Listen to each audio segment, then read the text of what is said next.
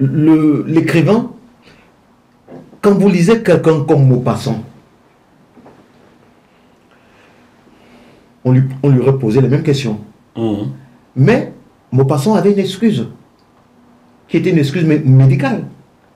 Pour écrire, il fallait qu'il ait beaucoup bu, qu'il soit sous.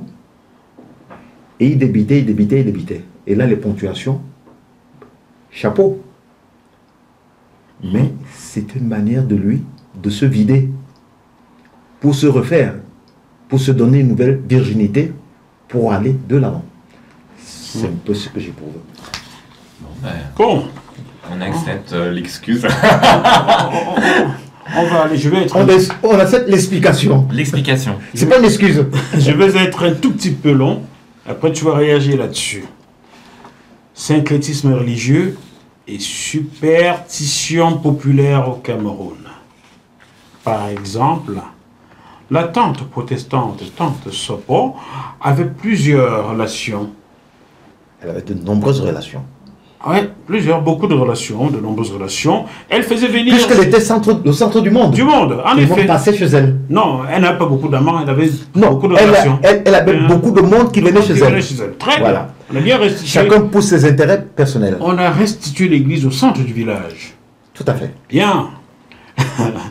Donc, elle faisait venir chez elle des sorciers réputés, des marabouts de renom, des herboristes, des cartomanciens et des voyants, etc. C'est écrit dans la page 211. Tout à fait. Bien.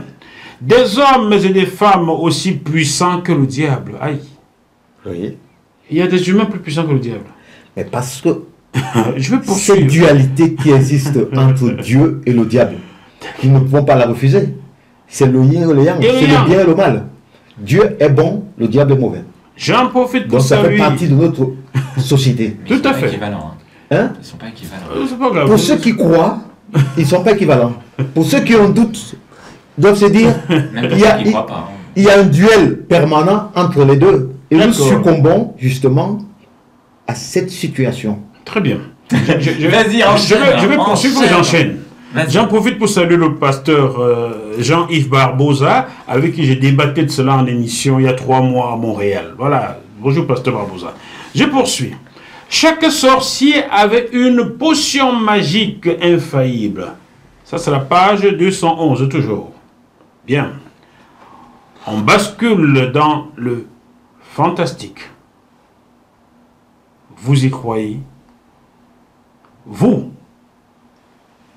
au sincère, au génie.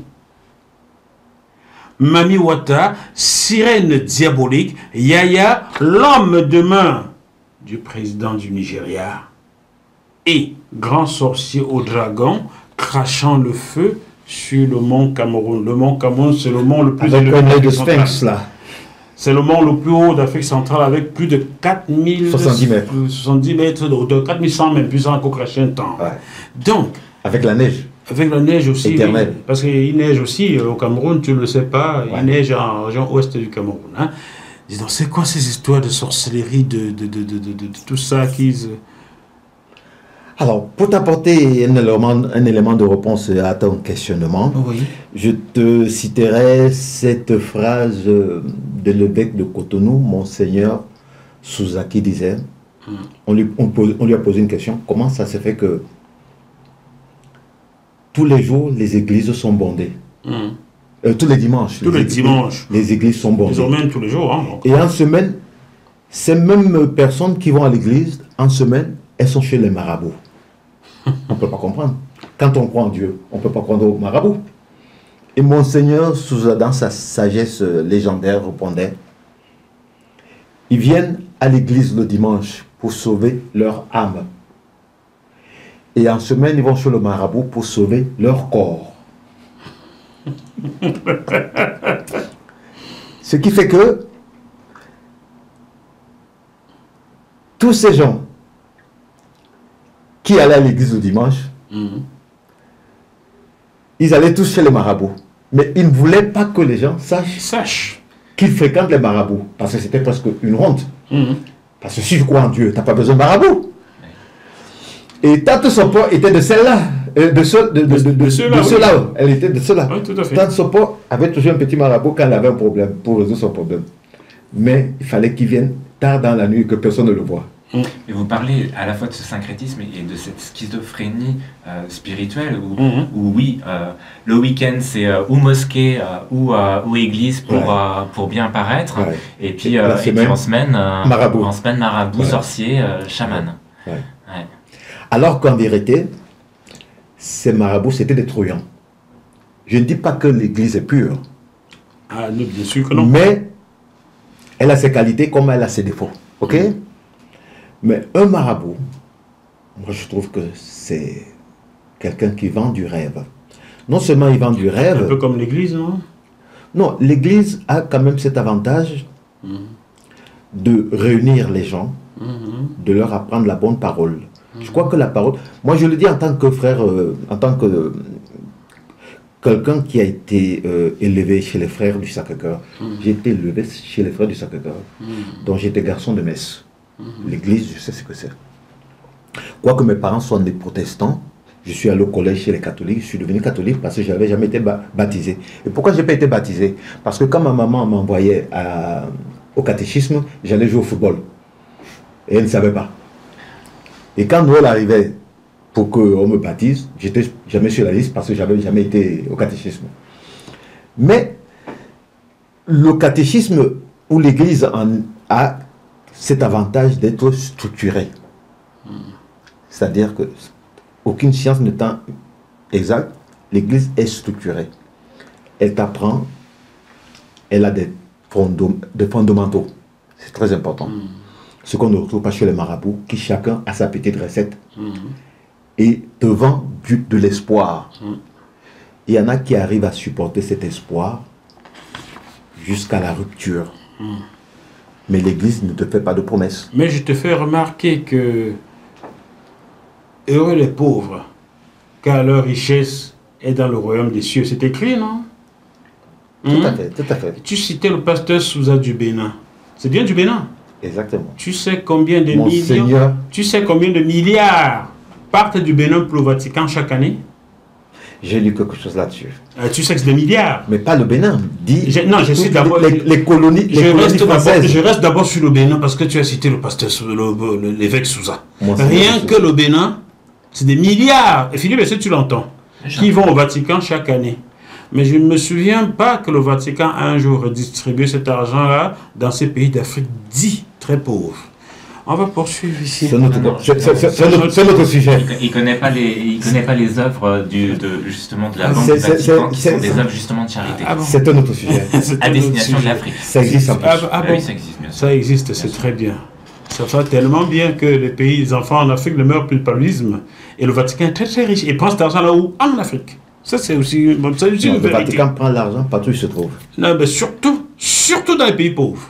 Et alors, par rapport à je voulais poursuivre Philippe. C'est bon, il pose des questions. Je t'en prie. Vas-y. Donc, voilà. Je sais que ça dérange quand on pose les pieds dans le plat sur les choses religieuses, mais il faut dire, restituer les vérités. Les pays pauvres sont plus pourvoyeurs d'argent, de richesse pour le Vatican. C'est une réalité, c'est documenté. Voilà. Ce que tu dis est discutable. Pourquoi c'est discutable? Parce que, si tu veux, quand tu parles de l'Église qui s'enrichit à travers les pays pauvres, il faudra plutôt parler de l'Occident.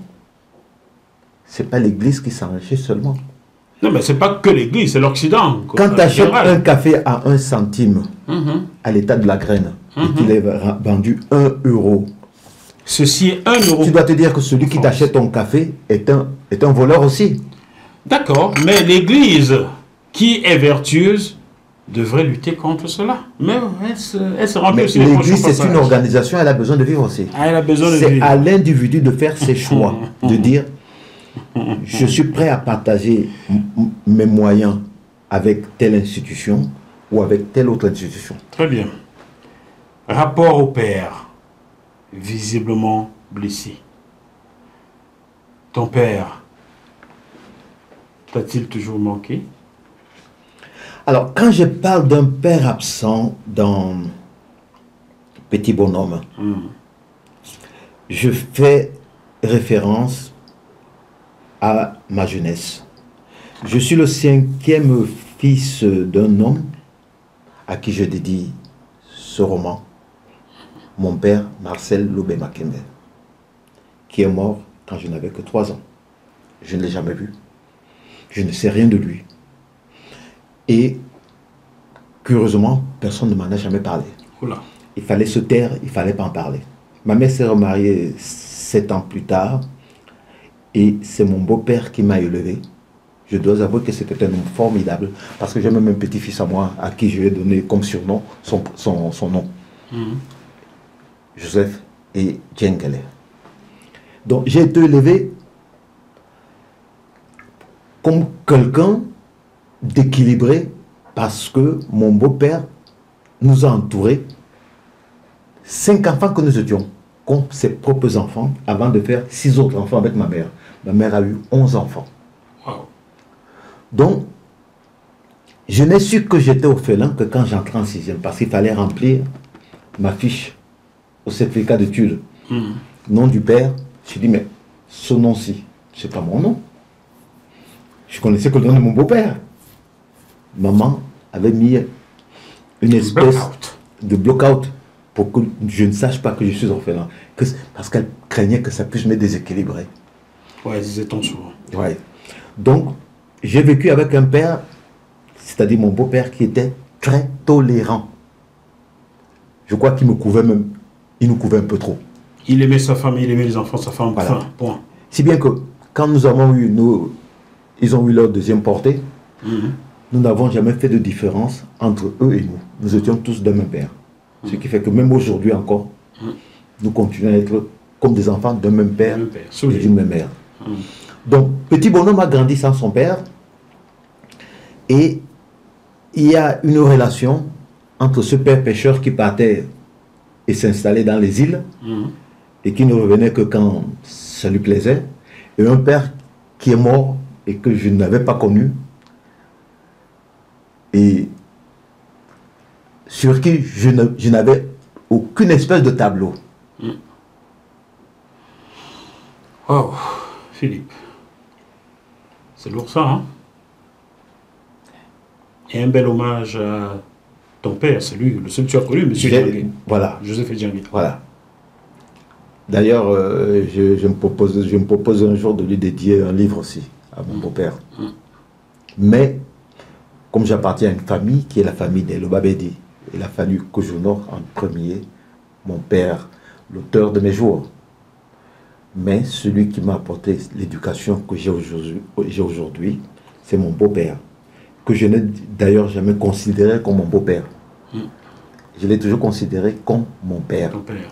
Et dans la relation que nous, les enfants, nous avions avec lui, c'était une relation de père à enfant. Et maman nous le faisait comprendre tout le temps. Il fallait le faire. Hein. Adopter 5 enfants de sa femme et les aimer comme ses propres enfants. Ouais. C'est énorme, hein? Ouais. S'il y avait des saints à nommer, il en serait un. Un saint homme, mon beau-père, Joseph Djangele. Ton rapport avec les femmes, peur et misogynie des filles et des femmes en général, c'est ce que j'ai constaté en disant ceci. Comme une jeune fille, les Batoé étaient capricieux. Les Batoé, est-ce que je prononce bien? Les Batoé, je ne sais pas si les Béautoué, je ne sais pas comment. Non. Béatoué, c'est une variété d'écrevisses. Alors, pourquoi parler d'une variété d'écrevisses lorsqu'on parle de jeunes filles? Pourquoi cette relation entre les écrevisses et les jeunes filles? Alors, je me fais rentrer encore dans un cercle métaphorique. Ah bah oui, on veut comprendre. Une jeune fille, c'est quelque chose de rare. C'est quelque chose qui n'est pas à ta portée. Et quand tu veux d'elle, elle n'est pas là. Ah d'accord. Et les Mbéatoué, c'est une variété d'écrevisses. Et le nom du Cameroun vient justement de ces écrevisses. Quand les Portugais sont arrivés au Cameroun, ils ont trouvé dans la rivière Louvoury. Louvoury, qui est à Douala donc. Beaucoup de crevettes. Des montagnes de crevettes. Je dis, c'est pas possible. Nous avons écumé toutes les mers du monde. On n'a jamais vu autant de crevettes. Et crevettes en portugais, c'est camaros. C'est ce mot de camaros qui a évolué. Ils ont d'ailleurs baptisé le fleuve Rio dos Camaros. Rio dos Camaros, la rivière d'écrevisses. Oui. Et cette écrevisse, c'est le Mbiatoé. Donc le Mbiatoé est une écrevisse qui n'apparaît pas tous les ans. Mais on l'attend tous les ans. Mais tous les ans, elle n'apparaît pas. Elle peut apparaître cette année et réapparaît dans 4 ans. C'est comme cette jeune fille belle que tu cherches, que tu ne trouves pas, et qui te fuit, qui est évanescente. Donc voilà la relation entre l'écrevisse qui ne vient pas quand on l'attend, et quand elle arrive, il y en a tellement que ça perd de son pouvoir d'achat. Il y a tellement d'écrevisses de Mbiatoé que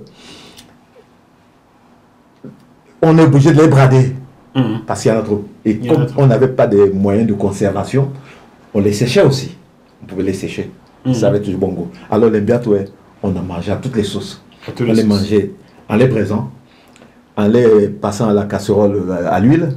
Dans le ndolé? Dans le ndolé. Non, pas dans le ndolé, non. On ne mettait pas ça dans le ndolé? Non, on ne les met pas. On met les écrevisses même. On les séchait en saison de pluie, parce que c'était pendant la saison de pluie, sur les étals qu'il y a en cuisine.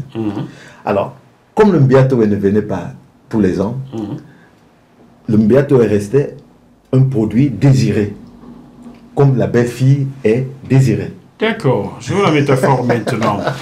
Rayée de sa vie, cette femme qui l'a envoûtée, page 213, et cette jeune fille, Manoka, cette presqu'île, non, c'est pas Manoka, Manoka c'est une île. C'est une île, c'est une presqu'île. C'est une presqu'île même, Manoka. Ouais. Manoka, ça me rappelle une de mes ex, Manoka. J'espère que tu as fait le tour du pays. Non, du tout. Elle était à Dijon, j'espère qu'elle y est toujours, Manoka. Très belle personne. Cette presqu'île au sable fin et chaud dont les femmes, les Malimba, réputées. Les Malimba étaient... Parle-nous des Malimba, s'il te plaît. Les Malimba, font partie de la confédération Sawa, c'est-à-dire les gens du bord, les gens de l'eau. Ils ont une réputation particulière. Alors, les Malimba qui habitent à côté de l'eau, comme et qui font partie de la famille Sawa, ont, je ne dirais pas la réputation. Quand on parle de Malimba, on parle de belles femmes. Ben oui. D'ailleurs, j'aimerais vous rappeler que ma grand-mère à moi, elle était Malimba. Voilà. Ce qui fait que ma mère était une très belle femme. Mais cette beauté venait de sa mère à elle. D'accord. Voilà. Je peux comprendre, Papa Joseph Djengele maintenant, parce que... Ma mère était très belle, je m'en cache pas. J'ai même la fierté de le dire, parce que je dis souvent à mes enfants, regardez comment votre grand-mère était belle. Par rapport à vous, elle était trop belle. Elle était trop belle. Donc, et souvent, elle nous rappelait, ma maman, je ne comprends pas que je sois si belle et que je n'ai pas des enfants qui sont si laids que vous. À vous ressembler à vos parents, à vos pères. Non, mais les Malimba réputés pour leur beauté. Tu comprends, Philippe? Elle faisait de bon cœur. Hein. Tu comprends pourquoi j'ai voulu qu'ils réagissent là-dessus? Car c'est écrit, les Malimba réputés pour leur beauté ensorcelaient les hommes, page 196 et aussi 205. Donc, il en a beaucoup parlé. Il existe aussi des sirènes bienveillantes, page 18. Elles peuvent nous rouer de coups, page 18. Et tant pis pour les filles, page 26. Ne pas subir les rires et les moqueries des filles, page 40, etc. À l'école, les filles se marrent quand un garçon de l'école est puni à cause d'elle, page 104. Les femmes sont souvent associées à la surveillance, entre guillemets, filles qui suivaient discrètement, c'est en page 9, ça, sous la surveillance de mademoiselle Céline, page 56. On se pose la question, est-ce que tu es un grand amoureux ou un misogyne? Si je parle des filles, si elles prennent une place importante dans mon roman, ça veut dire que je suis un être humain. Et qu'un être humain ne peut qu'aimer ses semblables. Maintenant, les choix sont très arbitraires, ils sont individuels. Et moi, pour rentrer dans ce jeu, j'aime j'ai toujours aimé les femmes. Mais cet amour, ce n'est pas... il n'est pas conditionné par la relation sexuelle. Donc c'est pas... Il peut être conditionné par l'amitié. C'est pas un amour éros, c'est un amour... Non, non, c'est... Agapé. C'est un amour... Agapé. Filière. Filière, voilà. Aussi. Ouais, voilà.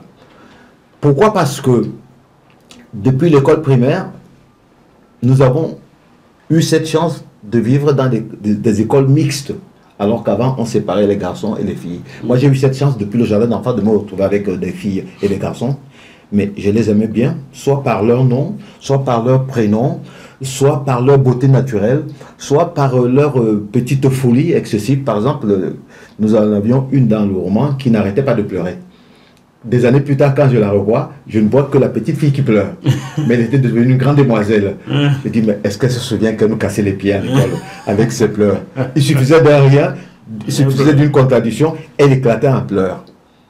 Donc, ce charme de la relation de groupe est resté très ancré en moi. Donc, je me suis toujours senti à égalité avec les femmes. Sans être féministe, hein. J'ai toujours pensé que la femme est ma semblable. Je l'aime parce qu'elle est ma semblable.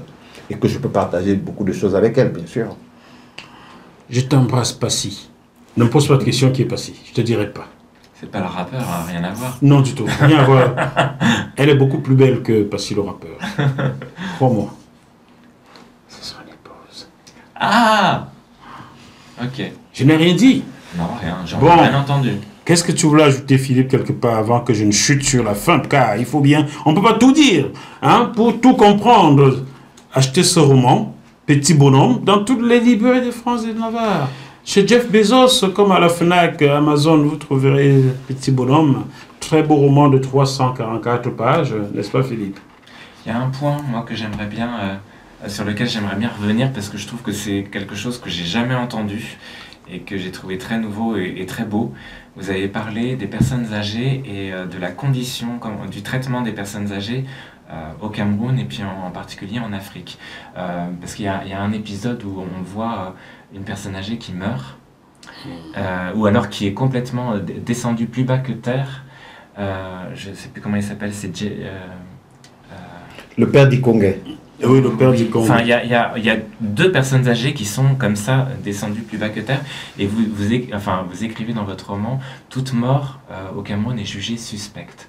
Et donc forcément, comme on n'accepte pas la mort et la finitude de la vie, eh ben, on va trouver des raisons mauvaises ou faire des procès d'intention. Et cette maltraitance des personnes âgées au Cameroun, j'aimerais bien que vous nous en parliez, parce que vous avez traité du sujet, qui est un sujet quand même tabou, et puis qui rentre en dissonance avec ce qu'on imagine du Cameroun, comme quoi, ah oui, terre des ancêtres, oui, on respecte les aînés, on les laisse pas tomber, on les met pas en maison de retraite. Moi, là, pour le coup, j'étais étonné de lire ça, et ça m'a plu, parce que je me suis dit, bah, peut-être qu'il y a des personnes âgées qui souffrent, vraiment, et on ne nomme pas, on ne verbalise pas leur souffrance, et vous l'avez verbalisé, je trouve ça courageux. Avant qu'il ne réponde, je dois nuancer quand même. Attention, le Cameroun est une mosaïque de plusieurs cultures. C'est vrai, j'imagine. Plusieurs cultures. Chez les Sawa, on a un traitement pour les vieux.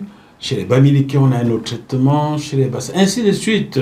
Donc on ne peut pas faire de règles générales. On peut pas faire de règles générales. Mais en tout cas, vous avez touché le sujet. Moi, j'irais même jusqu'à dire qu'on peut faire des règles générales. Dans notre tradition, les vieux ont une place. Mais pour revenir à ta question, la mort chez nous reste un mystère. Personne ne l'attend. Si bien que, même quand on voit quelqu'un agonisant, on garde un espoir qu'il puisse revenir, qu'il puisse guérir. Mais en même temps, dans notre culture, on ne meurt jamais de mort naturelle. Quand quelqu'un meurt, ce n'est pas la faute de la maladie. Ou quand il est malade, c'est pas quelque chose de naturel. C'est un point de vue ou c'est une réalité? C'est une réalité, mais elle appartient à une époque. Aujourd'hui, les choses ont évolué. Il y a toujours dans la famille un sorcier maléfique. Quand quelqu'un meurt, c'est le sorcier qui l'a tué. Et pas que la famille, même le voisin. Ça peut être le voisin aussi. C'est ce sorcier qui a regardé ton cousin d'un mauvais œil. Et aujourd'hui, les mots, c'est lui. C'est lui qui l'a tué. Il n'est pas mort de mort naturelle. Donc on intentionnalise la mort, en fait. Exactement. Et sans aucune preuve. On l'intentionnalise, comme tu dis. Puis ça crée des conflits. Ça crée beaucoup de conflits. Je prends donc le cas du père d'Ikongé, que j'ai personnellement connu. C'est quelqu'un qui avait 2 enfants, qui ont fait de très bonnes études, et qui étaient des hauts fonctionnaires. Il avait tout chez lui, il manquait de rien. Et ça rendait jaloux les autres. Ce père, il a tout chez lui. Il avait un verger. Et nous, les petites fripouilles, quand les fruits mûrissaient, on entrait à travers la... Elle était clôturée, hein, sa maison. Sa construction était clôturée, on passait par-dessous pour aller voler. Et quand il s'est levé, il nous voyait, on détalait. Donc on en arrivait à la conclusion que c'est un sorcier. Pourquoi? Parce que tout va bien chez lui. Et il est arrivé qu'il avait une sœur, Antindalé. Le père du Congo avait une sœur qui avait Antindalé, qui avait perdu ses 2 enfants dans une noyade au port, à la plage du moins. Donc, si ces enfants sont morts, il n'y a que le père du Congo qui les a tués. Pour s'enrichir. Parce que nous pensions, nous, à l'époque, qu'un sorcier, quand il tue quelqu'un, il le vend à une espèce de confédération ou à un diable. Et il en retire de l'argent. Donc, on s'est dit, mais avec quel moyen il a conçu sa belle maison? On ne se pose pas la question de savoir qu'il a travaillé et qu'il mérite d'avoir sa maison. La jalousie pousse les gens à accuser les autres d'être des incapables qui se nourrissent du corps des autres. On matérialise tout cela. On a accusé le père du Congo d'avoir tué ses enfants. Et voilà qu'un jour, 2 jeunes vont à la pêche, des neveux au père du Congo. Leur pirogue est prise dans un tourbillon. Dans un tourbillon de voilà. mer. Elle dérive vers les côtes du Nigeria qui sont frontalières avec le Cameroun. 3 semaines, 1 mois, 3 mois, on ne les voit pas. Donc, on en arrive à la conclusion qu'ils sont morts. Et s'ils sont morts, c'est le père du Congo qui les a envoyés en mer et qui les a liquidés. Mais le fait de causaliser comme ça, soit les accidents, soit les maladies, soit la mort, déjà, c'est pas juste parce que tout n'est pas non plus, je veux dire, de la faute de celui qui subit ça. Il y a des fois des choses qui nous. Non, mais il faut trouver une raison à la mort parce qu'on ne sait pas ce qu'est la mort. On ne comprend pas. Donc, toutes les morts ont une cause. Une cause. Ouais, mais ça, c'est un peu dangereux. C'est très dangereux. Parce que c'est pas parce que les conséquences sont souvent très graves. Et ça crée, enfin, il y a de la jalousie derrière. Alors, beaucoup de jalousie. Et puis, beaucoup d'incompréhension. Je vais vous ajouter quelque chose. Le chanteur André Maritala, que tu connais, chante dans sa langue et dit ceci: chez nous, il n'y a jamais de mort naturelle. Celui qui meurt à 1 an, comme celui qui est mort à 100 ans, même celui qui est mort dans le ventre, c'est qu'un sorcier l'a bien cherché. Chez nous, il n'y a pas de richesse. Celui qui travaille, gagne de l'argent, on l'a 6 mois après, les jeunes qu'on croyait morts sont dérivés au Nigeria et de là-bas, ils sont revenus 6 mois après. Et quand on les a vus, c'était du sauf qui peut, des revenants qui reviennent. Il y a une forme de superstition pour moi et que vous pointez du doigt et vous avez vraiment dit, page 297, toutes les morts étaient suspectes. Et moi je trouve que c'est important de dénoncer cette paranoïa. Mais c'est une dénonciation. C'est une dénonciation et je pense que ça pour le coup, c'est un orgueil qu'il faut éradiquer sans pour autant dire qu'on est qu'on est des oies blanches, mais je dirais qu'il faut aussi accepter, et ça c'est un des messages forts du livre, il faut accepter aussi la finitude, la mort, la maladie, les accidents, comme ils sont, sans tout de suite chercher des responsables et engager une chasse Il faut les vulgariser. Oui, il faut les accepter de manière petite, et c'est ce que fait Petit Bonhomme. Et ça c'est un beau message. C'est un beau message du livre et qui est nécessaire parce qu'il y a tellement de conflits qui peuvent naître d'une responsabilisation ou d'une surcausalisation des mots MAUX de notre existence. C'est vraiment salutaire de pouvoir le dire et de pouvoir le lire. Merci beaucoup Philippe. Merci beaucoup Philippe. Tu as bien compris très belle le problème. Très très bien. Mais il faut dire que de plus en plus,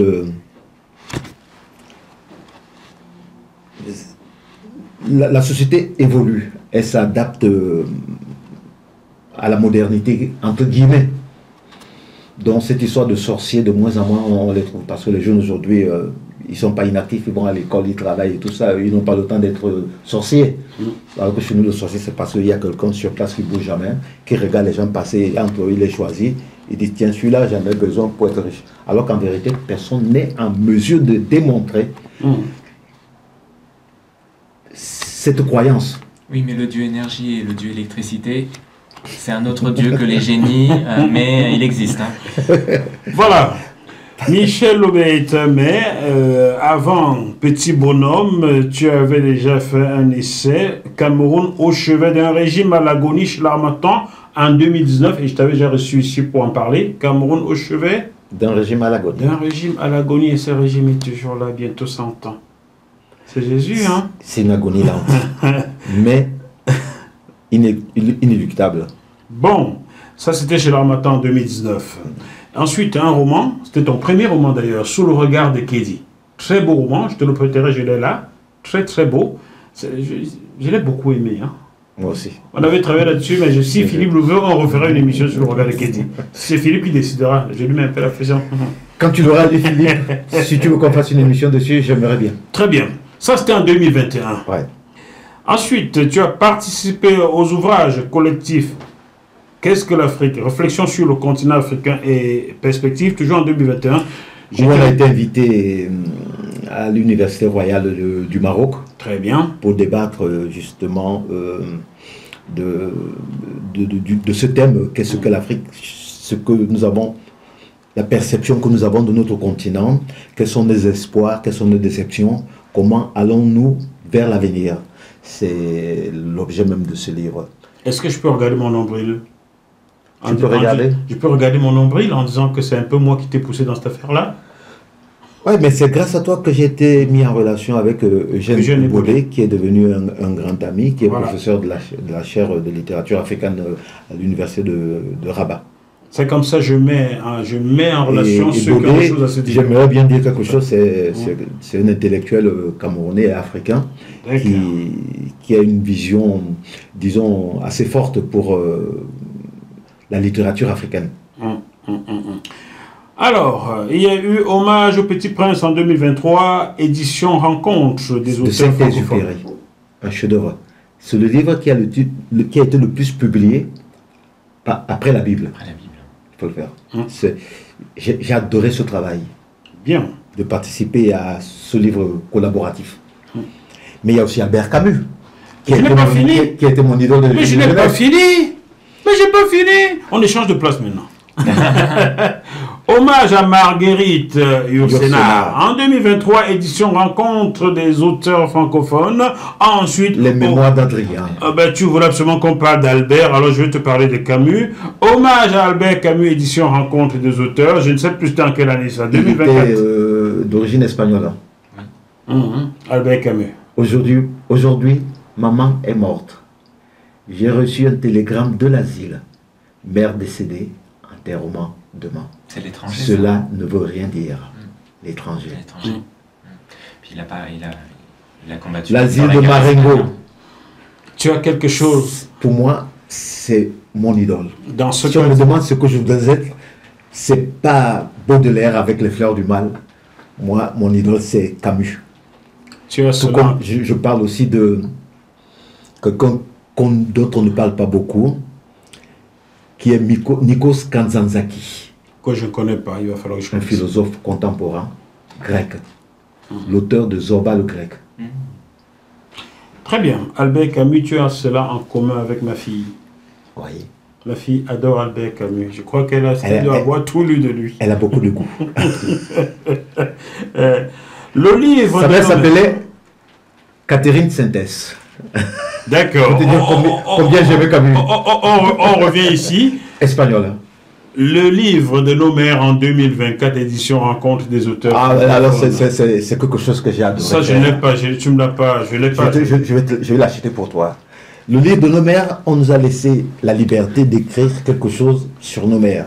Ça pouvait être des poèmes, ça pouvait être des œuvres lyriques. Moi, j'ai choisi de parler de ma mère. Et ma mère, nous l'appelions communément Tissa. Tissa, oui. T-H-Y-2-S-A. Tissa, c'était la mère de tous les enfants. Si une personne m'a marqué dans la vie, c'est elle.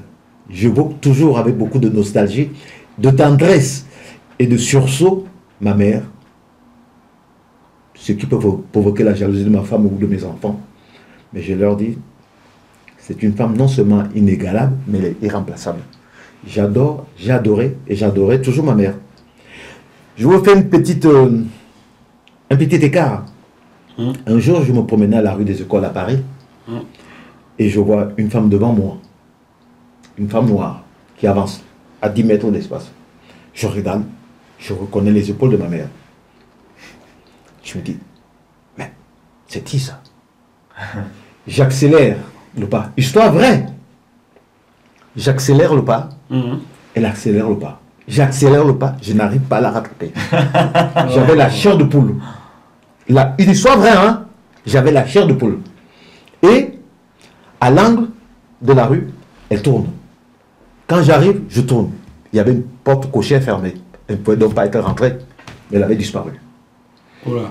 J'ai eu une forte température, la chair de poule et tout. Je me suis dit, mais je rêve, qu'est-ce qui m'arrive là? Est-ce que ce que je vois, si je raconte aux gens, ils vont me prendre pour un con? Pour quelqu'un de... C'est une hallucination, oui. Comme disait Pierre-Elias Jacques, je crois, un romancier breton, qui dirait, il n'est pas fou, il est un peu dérangé. Il est fou, mais il n'est pas fou, mais il est un peu dérangé. Je me sentais dérangé. J'ai mis du temps à raconter cette histoire. Et j'ai fini par le faire. Tu sais, dans nos croyances africaines, ça existe, hein? Dans toutes les croyances. Ça peut être un moment d'hallucination aussi. Pourquoi pas? Mais moi, j'ai vécu cette situation. Alors, je vais te dire que ces personnes qui reviennent de cette façon-là viennent souvent communiquer. Un jour, j'avais des problèmes avec la justice en France. J'étais faussement accusé dans une histoire d'héritage. Je raconte ça, c'est ma vie privée, mais que tu comprennes. J'étais faussement accusé dans une histoire d'héritage. On accusait ma feu épouse de n'avoir pas payé une soulte à son frère. C'est ce que c'est. Et je me suis souvenu qu'elle m'avait toujours dit qu'elle avait payé telle somme en telle année par virement. Je suis venu dans ce salon, j'ai regardé la photo de ma feu épouse, je lui ai dit, tu m'avais dit que tu avais envoyé cet argent à ton frère par chèque. Montre-moi la preuve. Et tout à coup, comme une lumière a jailli dans ma tête et m'a indiqué où exactement aller prendre un autre document. Je suis allé prendre ce lot, je me suis assis, pas au salon, mais aux toilettes. Pourquoi aux toilettes? J'en sais rien. J'ai fouillé au milieu, j'ai trouvé la preuve. La souche que j'ai envoyée au notaire. Donc, ce que tu as vu, oui, ça paraît c'est abstrait, d'accord, mais c'est pas dénué de tout fondement. C'est sûr que ta maman est venue. C'est pour ça qu'on parle de l'esprit. L'esprit peut être très fort. La force de l'esprit. Puis les femmes ont quand même la première place dans Petit Bonhomme. Dans tous les romans. Et donc ça montre que oui, quand vous dites que vous êtes féministe... La relation que j'ai avec la femme. Quand tu liras Sous le regard de Kédi, c'est encore mieux. Et Tante Sopo, elle apparaît un peu comme une vision parfois royale, puisque vous la décrivez comme souvent un aigle. Donc elle peut aussi se volatiliser.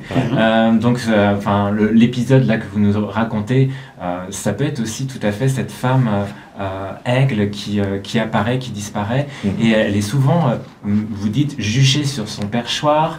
Elle a des griffes. Vous l'animalisez comme un aigle ou comme un vautour. Et donc c'est une femme qui est à la fois très très concrète, et en même temps qui a la métaphore de cette gardienne, oiseau de votre vie. Exactement, c'est ce que... Alors, Tante Sopo, je vais vous dire pourquoi je l'ai appelé Tante Sopo. Le nom Sopo, en vérité, c'est le nom de la sœur de ma mère. Le nom de la sœur de ma mère. Donc la tante. Ma tante. La tante de ma mère. La tante, donc. La tante de ma mère. Grande tante. La grande tante. Non, la tante de ma mère, pas moi. Oui, mais c'est la grande tante. Ma grand-tante, exactement, ma grand-tante. Qui était Tante Sopo? Ma mère, fatalement, comme moi, n'a pas connu sa mère. Elle est morte 2 ans après sa naissance. Oh là. Et cette tante a tout sacrifié pour élever les petits-enfants de sa sœur. Donc en fait, c'est un peu l'histoire de votre maman. Tout à fait. C'est fou. Tout à fait. Il y a cette relation. Et cette tante s'appelait Martine Sopo Beloumé. Et elle était Malimba. Ah, oui. Sauf elle était Malimba. Donc, ma tante, ma grande-tante, nous a élevés. Et j'ai voulu lui faire un clin d'œil. J'ai voulu la faire revenir à travers ce livre et la remercier pour tous les sacrifices qu'elle a fait parce qu'elle n'a pas eu d'enfant. D'accord. C'est un livre hommage. Il y a plein de personnes. Beaucoup d'hommages là-dedans. Ouais. Ne dites pas Donc, tout. Ne dites pas tout, chers téléspectateurs, pour comprendre cette histoire franchement ludique et très très plaisante. Je vous recommande ce roman de Michel Lobé-Tamé qu'on peut retrouver une fois de plus dans toutes les librairies, à la FNAC, chez Amazon. Chez Amazon. Ouais. Voilà, nous n'allons pas tout dire. Il faut qu'on mette un thème à cette émission, car si nous voulions déchiffrer tout ce bouquin, même passerons ici une journée, pourtant le but est de le présenter au public, n'est-ce pas Philippe? Tout à fait. Voilà. Donc, le dernier mot te revient. Comme nous ne sommes pas très intelligents, nous ne savons pas tout. Il y a sans doute une question que tu aurais aimé qu'on te pose et nous n'avons pas cité là-dessus. L'intelligence est universelle. Réponds à la question non posée et puis on clôture cette émission. Mais, Petit Bonhomme, c'est une partie de la jeunesse, ma jeunesse à moi. C'est moi, c'est mon camarade de classe, c'est mon cousin, c'est mon ami au village. C'est peut-être moi, c'est peut-être Philippe. C'est peut-être Philippe. Moi j'ai juste une question. Mais on est en train de clôturer. Attends, vas-y. Le nom des camarades. Parce qu'il y a une mémoire hallucinante. Je les ai cités. C'est les vrais? Ils existent. C'est ce que je me suis dit. Non seulement ils existent, j'en connais un, je le citerai quand même. Tu le connais, Isaac. Ah, Isaac qui est à Grenoble. Eboulé Toto. Oui, qui était un fan de GMTV. Bonjour. Alors, Isaac Eboulé et moi, on est amis depuis le jardin d'enfants. Oula. Et on le reste aujourd'hui. C'est magnifique. Vous avez une mémoire. Romuald Rustico. Vous avez une mémoire un peu comme d'éléphant, comme celle de Jackie. Ouais. Et du coup, on se dit, mais waouh, il a J'ai voulu les révéler au grand jour, mes amis d'enfance. C'est trop pour beau. leur dire que je ne les ai pas oubliés, que je les aime toujours. C'est magnifique. Comme je les ai toujours aimés. C'est magnifique. Très bien. Alors, Petit Bonhomme, pour conclure, j'ai dit Oui. Petit Bonhomme, c'est mon histoire. Mais je ne veux pas m'accaparer cette histoire. C'est notre histoire. Dans cette jeunesse tumultueuse qui était la nôtre, où le sens du partage existait. Où l'amour, l'amitié, la relation fraternelle que nous avions entre nous avait encore un sens. Ouais. Et c'est ensemble que nous quittons ce monde de l'enfance pour aller vers demain, pour aller vers l'avenir. Mais nous ne devons pas oublier d'où nous venons. Parce que si nous ne savons pas où nous venons, nous ne saurons jamais où nous allons. Donc, c'est notre histoire commune à nous tous. Ce n'est pas l'histoire des Sawas. Du tout. C'est l'histoire du petit monde. Dans toutes les planètes, dans toutes les sociétés. Chaque enfance, dans un milieu, a sa propre histoire. Petit Bonhomme, roman de Michel Lobé, édition de Londres, que vous pouvez donc retrouver dans toutes les librairies de France et de Navarre. Vous pouvez commander d'où que vous soyez, vous pouvez être au Canada, le commander sur Amazon aux États-Unis, vous pouvez être à Abidjan, en Côte d'Ivoire, au Bénin, à Cotonou, n'importe où, même dans l'eau, même au fin fond du vous commander ces livres sur Amazon ou à la FNAC pour ceux qui sont en France et le recevoir sous peu dans votre boîte aux lettres. Nous vous le recommandons pour passer un moment ludique. Merci à toi Philippe pour ce grand travail de préparation de cette émission. Merci à toi Michel Aubert pour tout ce que tu donnes à JMTV+, au Cameroun et à l'humanité. Et je t'espère encore en bonne santé pour 30 ans. Je te remercie, Jackie. Voilà. Tu me remercies, je te remercie pareil, parce que, en fait, c'est pas qu'on se renvoie la balle. Ce qu'il y a de bien dans notre relation, c'est que nous poursuivons le même but. Nous ne vivons pas dans l'antagonisme. Non, du tout. On poursuit le même but. Aujourd'hui, voilà, tes émissions prendre une certaine ampleur est tout un bonheur pour moi. Et j'espère que, à travers Petit Bonhomme, à travers tout ce que tu fais, l'avenir t'apportera mieux. Mais sans oublier qui nous sommes. Ah, ça, c'est sûr, je n'oublie jamais d'où je viens. Merci Jackie. Merci Philippe pour cette émission qui prend fin, mais qui se poursuivra. Qui se poursuivra. Chers téléspectateurs du Bœuf littéraire, j'espère que cette émission vous a plu. Partagez autour de vous, parlez-en. On se retrouve sur ce même plateau avec un autre invité d'ici peu. Et d'ici là, malgré la situation extrêmement compliquée ça et là, gardons quand même la banane. À bientôt. Ce programme vous a été proposé par la super app Kezan.